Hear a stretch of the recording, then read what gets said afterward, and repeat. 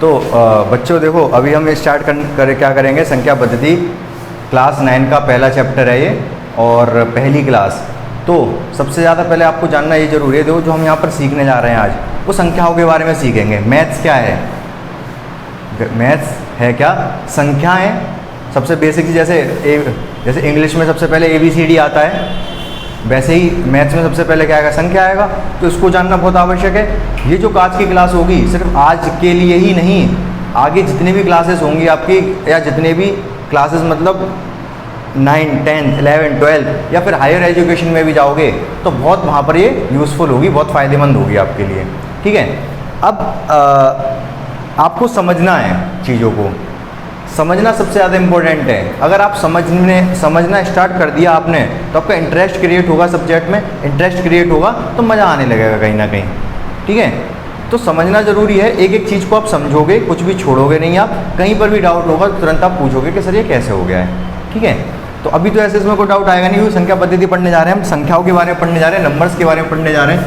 तो आप देखोगे इसमें आपको जान के बहुत अच्छा लगेगा कि कौन कौन सी हमारी संख्याएं होती हैं, किस किस तरीके से होती हैं। ठीक है। सबसे पहले संख्या की बात करें हम। संख्या की बात करने से पहले मैं आपको सिखा देता हूँ, परमे अपरमे संख्या सिखा देता हूँ। ठीक है, क्योंकि बीच में यूज़ होगी तो मैं बीच में बता दूँगा इस तरीके से होता है ये। तो परमे अपरमे आप जानते हो क्या होता है? क्या होता है? P/Q के रूप में। अच्छा, आप मुझे बताओ,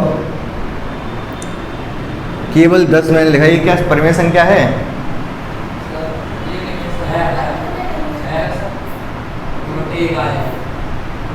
बटे एक आ जाएगा।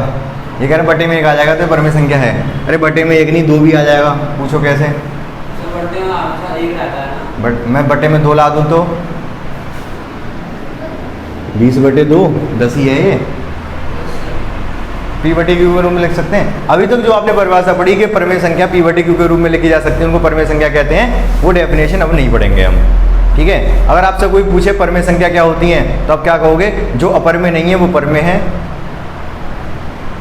बहुत अच्छी बात है ना ये। जो अपरमेय नहीं है वो परमेय है।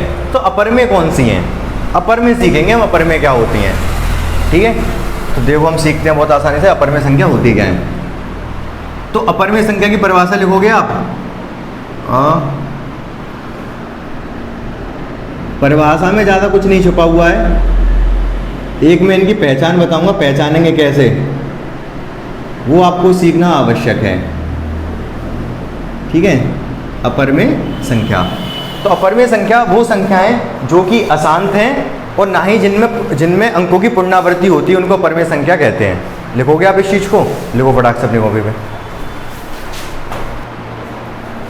देखो यहाँ पर हमने परिभाषा लिख ली, वे संख्याएं जो अशांत होती हैं और जिनमें अंकों की पुनरावृत्ति नहीं होती है, कौन सी संख्या कहलाती हैं? अपरमेय संख्या कहलाती हैं। इंग्लिश में डेफिनेशन बहुत आसान है। Number which are non terminating non repeating are called irrational number. क्या बोलते हैं हम इसको इंग्लिश में? Irrational number. ठीक है, इर्रेशनल नंबर बोलते हैं। तो डेफिनेशन बहुत आसान है इंग्लिश में, सिर्फ 2 वर्ड बोलने होते हैं, नॉन टर्मिनेटिंग नॉन रिपीटेटिंग। यहाँ पर भी 2 ही वर्ड हैं वैसे तो। एक तो जो अशांत होती हैं और जिनकी पुनरावृत्ति नहीं होती है, मतलब दोनों का एक ही है। नॉन टर्मिनेटिंग का मतलब है अशांत, और नॉन रिपीटेटिंग पुनरावृत्ति नहीं होती है। समझ गए अब मैं क्या कहना चाह रहा हूँ? ठीक है, मतलब समझते हैं इसका क्या कहना चाह रहा है ये। अशांत समझते हो आप? अशांत मतलब नॉन टर्मिनेटिंग, पुनरावृत्ति मतलब नॉन रिपीटेटिंग, पुनरावृत्ति नहीं। बताओ अशांत क्या होता है जल्दी से फटाफट? चलती रहती हैं। जो चलती रहती हैं। क्या 10/3 शांत है? अशांत अशांत है ये। आप इसको जब कैलकुलेट करोगे तो 3.333 ... ऐसे लिखना पड़ेगा, या फिर आप इसको 3.3 बार भी लिख सकते हो। परमेय संख्या है, परमेय संख्या ये। हाँ, अरे P/Q के रूप में लिख रही है, आपकी पुरानी परिभाषा भूल गए। अशांत है, लेकिन इसमें मैंने कहा पुनरावृत्ति नहीं होती है। यहाँ पुनरावृत्ति हो रही है, 3 बार आ रहा है, रिपीट हो रहा है। समझ पा रहे हो आप? अभी हम डिस्कस करेंगे इस चीज़ को। तो ये बात आपको समझ आ गई? डेफिनेशन बिल्कुल क्लियर है? ठीक है। अब मैं इसकी पहचान बता रहा हूँ, किसकी? अपर में की पहचान। तो पहचान सीखेंगे भाई, पहचान क्या होती है, परिभाषा में कुछ नहीं रखा। इसकी पहचान है अंडर रूट या डॉट डॉट डॉट दिखे और आप इसे हटा भी ना सको। क्या हो? आपको ये एक तो ये अंडर रूट दिखे या डॉट डॉट दिखे और आप इसे हटा भी ना सको, तो उन संख्याओं को हम क्या कहते हैं? अपर में संख्या कहते हैं। अब मैं कुछ एग्जांपल देता हूँ, आप बताओगे पर में या अपर में, सारा क्लियर हो जाएगा आपको।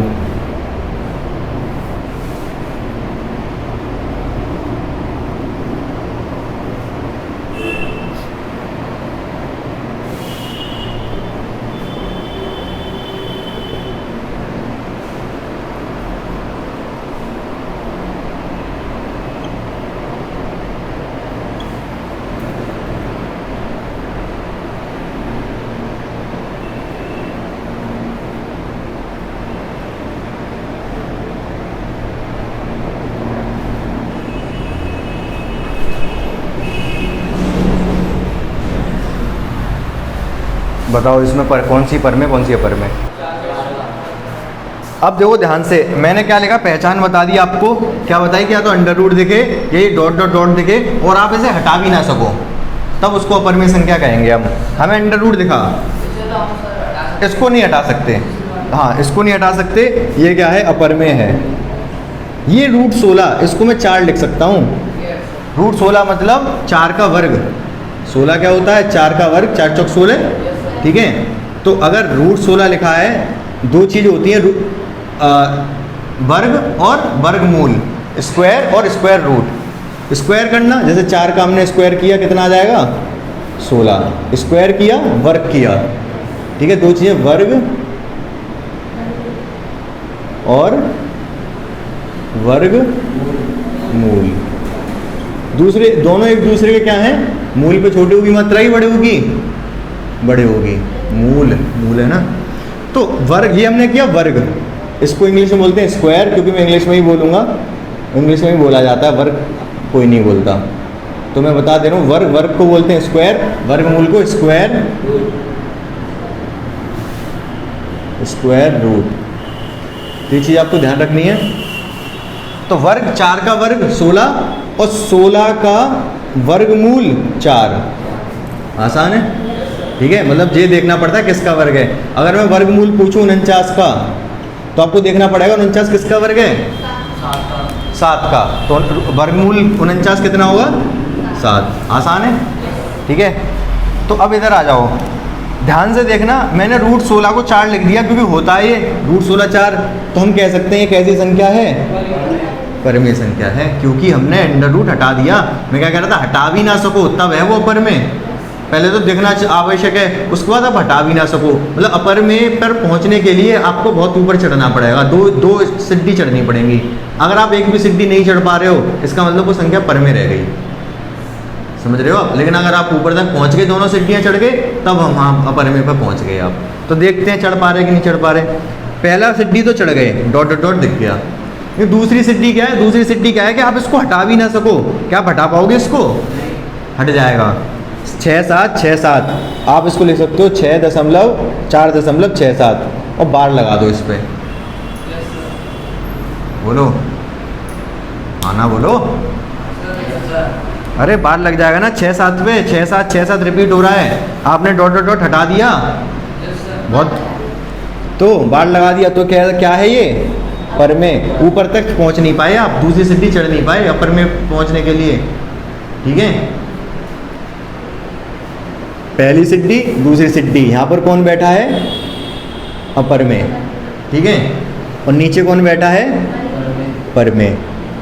आप चढ़े, एक सीढ़ी चढ़े, ठीक है, लेकिन दूसरी सीढ़ी चढ़ नहीं पाए, तो मतलब पर में ने आपको नीचे खींच लिया, ठीक है। आप एक सीढ़ी चढ़े, फिर दूसरी सीढ़ी चढ़े, फिर ऊपर पहुंचे, तो आप अपर में पहुंच गए।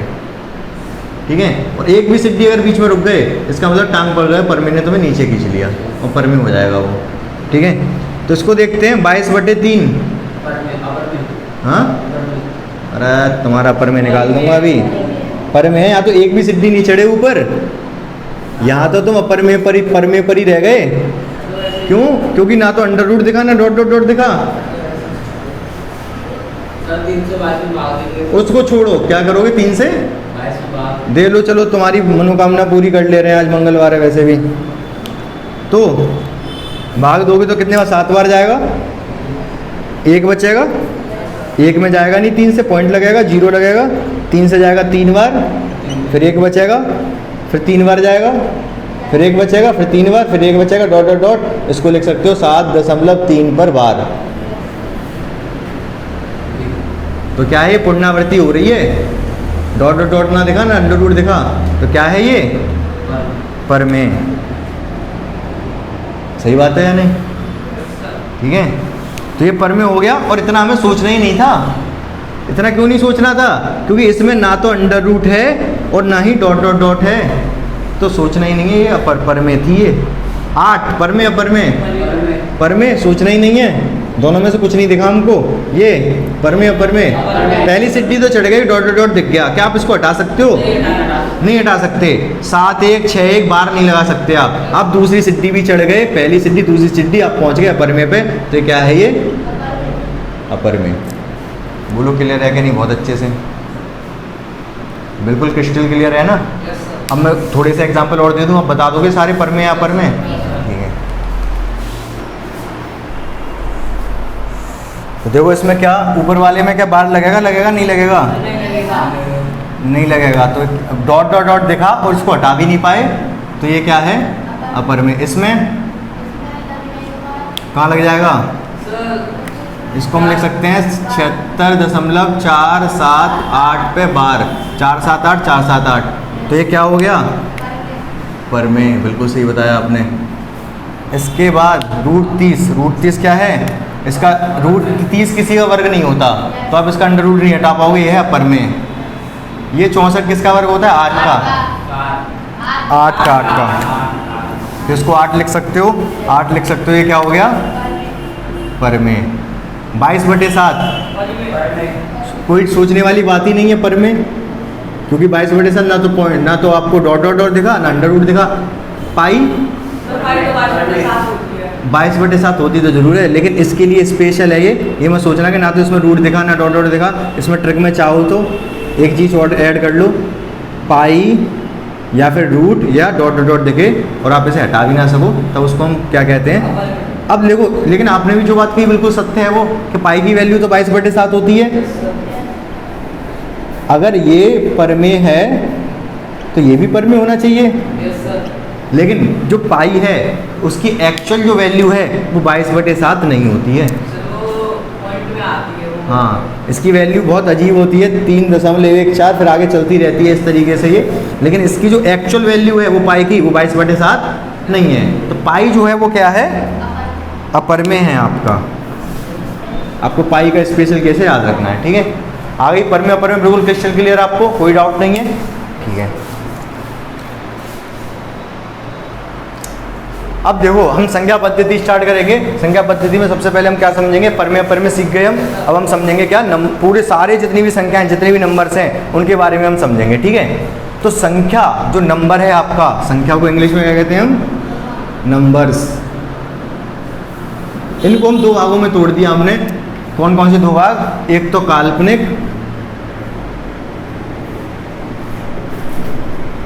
और दूसरा वास्तविक, ठीक है? तो जो हमारी संख्या है वो 2 तरीके की हो सकती हैं। सबसे पहले तो एक काल्पनिक और एक वास्तविक, ठीक है? काल्पनिक संख्या आपको क्या लग रहा है कैसी हो सकती है? काल्पनिक बनाई हुई मतलब अपने मन से कैसे लिख दोगे तुम? नहीं, XY काल्पनिक नहीं है। तो हल्का सा मैं समझाऊंगा, बहुत ध्यान से समझ लेना, बाकी आप इसको क्लास 11th में अच्छे से सीखोगे, ठीक है? बहुत ध्यान से समझना। मुझे एक बात बताओ, 4 का वर्ग कितना होता है? -4 का वर्ग कितना होता है? प्लस का 16 माइनस का 16 प्लस का 16, हाँ -4 गुणा -4 प्लस का 16 होएगा। तो -4 और -4 16 होता है, तो -4 का वर्ग क्या होगा 16, ठीक है। तो अब मुझे एक बात बताओ, मतलब एक कोई संख्या है जिसका कि वर्ग माइनस का 16 है, कैसा संभव है?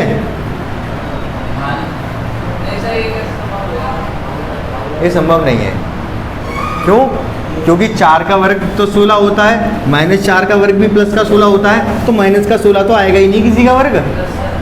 तो यहाँ पर अगर हमने गलती से क्या कैलकुलेशन में कभी कभी हो जाता है, ऐसा हो जाए, तो एक्स स्क्वायर अगर मतलब किसी संख्या का वर्ग अगर -16 है तो एक्स कैसी है आपकी यहाँ पर काल्पनिक है, केवल इसकी कल्पना ही कर सकते हो आप, इस वास्तविकता में इसका कोई संबंध नहीं है।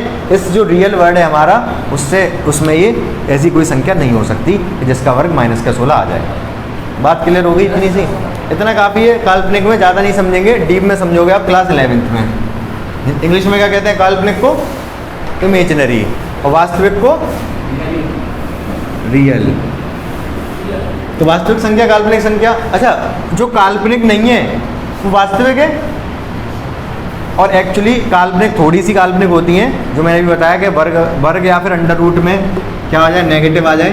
बात एक ही है, जैसे एक्स स्क्वायर बराबर अभी मैंने लिखा था -16, अगर x को हटाऊंगा उधर स्क्वायर रूट लग जाएगा, स्क्वायर रूट 16। समझ रहे हो मेरी बात को? नहीं, जो मैं बताता हूँ, अगर एक्स स्क्वायर बराबर 16 है तो x बराबर कितना आएगा?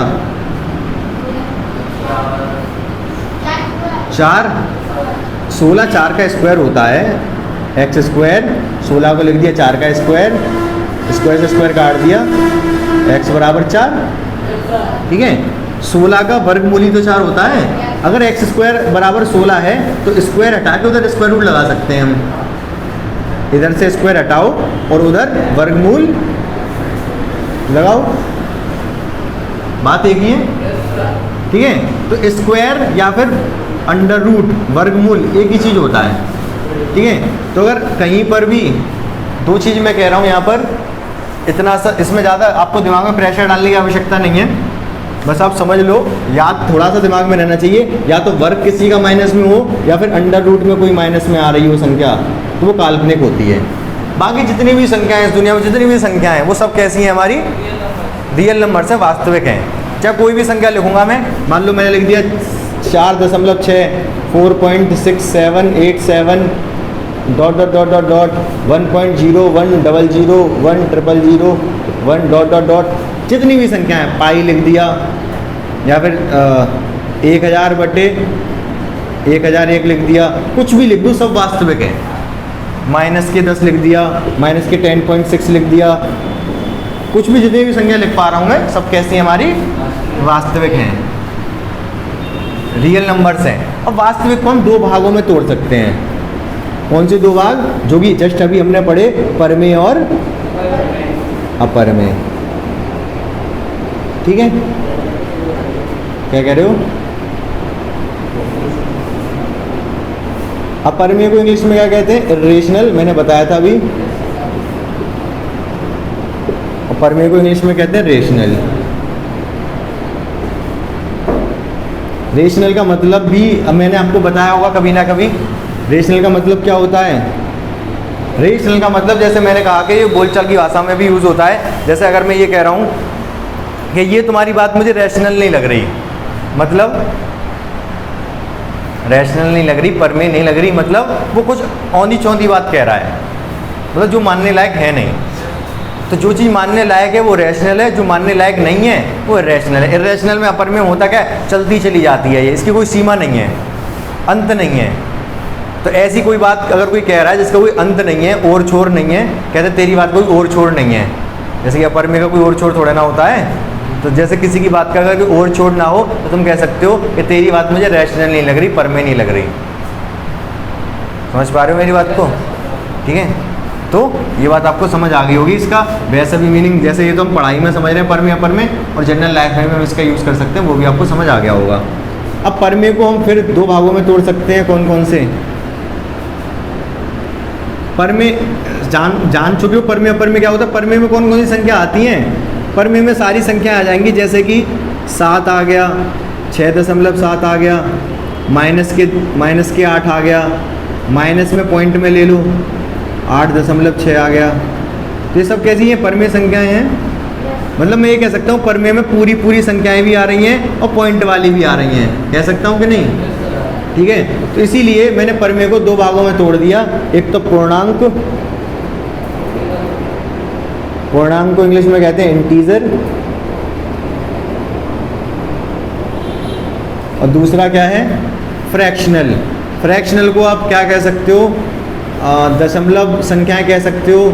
दशमलव संख्या तो वैसे ये भी होती हैं, भिन्न कह लो, कुछ भी कह लो, भिन्न लिख दे रहा हूँ मैं, फ्रैक्शनल।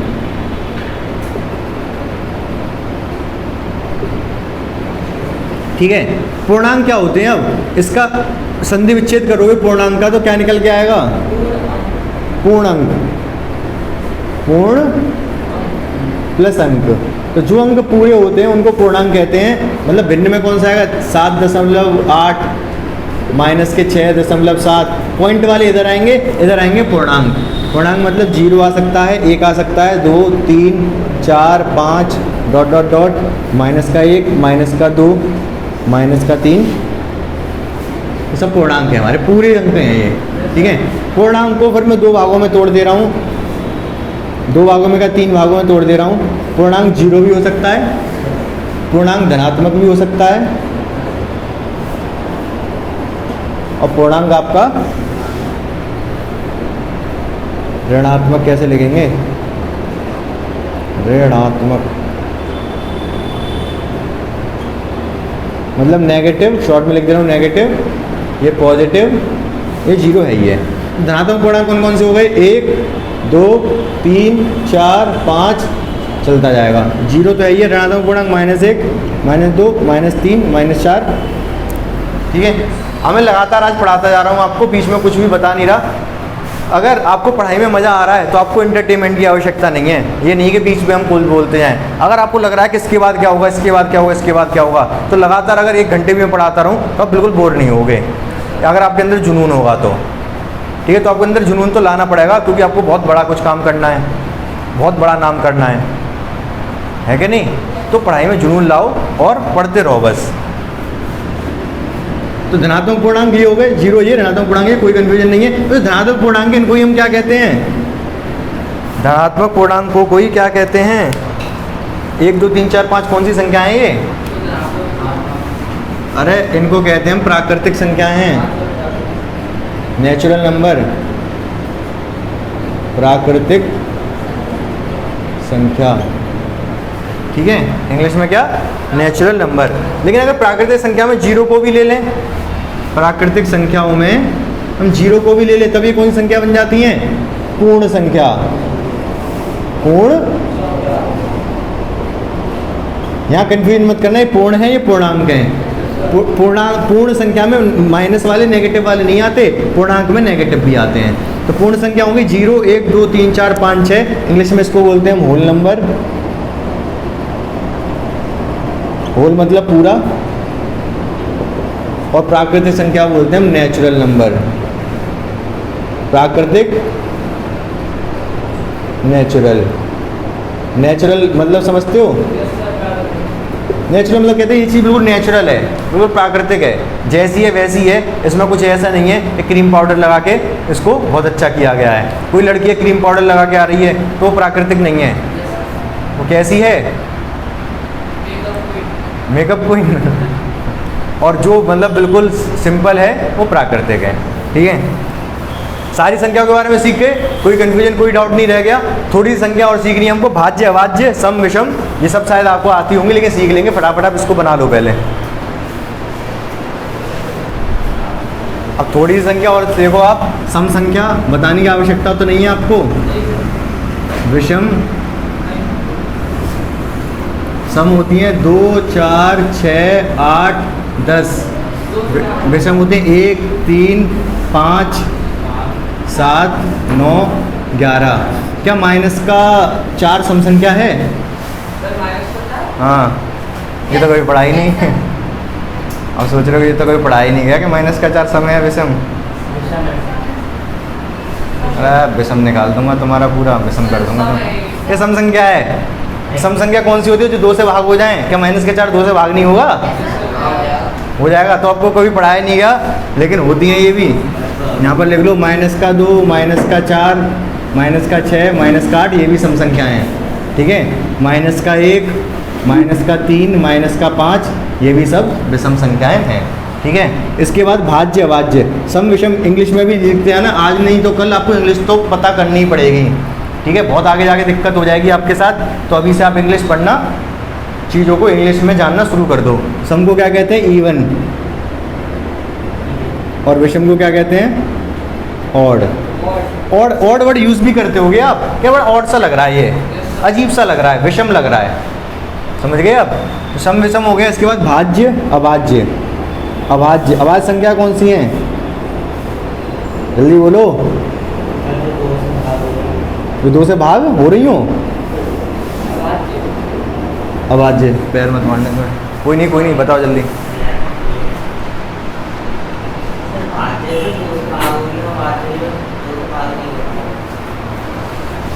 अभाज्य दो का कोई चक्कर नहीं है। अभाज्य संख्या वो होती है जो या तो खुद से डिवाइड होंगी या 1 से डिवाइड होंगी, और किसी भी संख्या से डिवाइड नहीं होंगी। जैसे कि 2 3 5 7 9